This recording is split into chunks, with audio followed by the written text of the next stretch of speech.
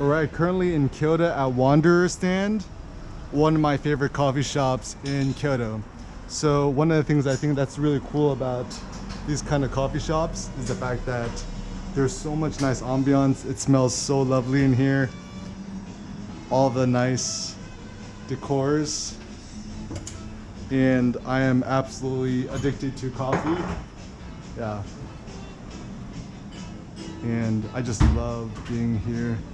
Puts me in such a good mood.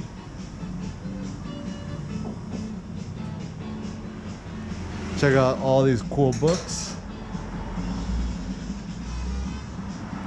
These nice little photography postcards.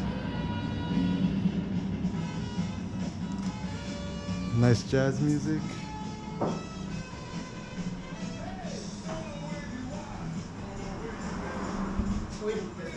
Hi. Ichi. Hi. Okini. Yeah.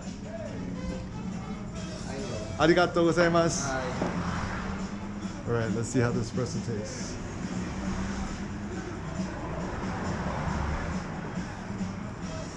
Oishii. Oh my god, so happy.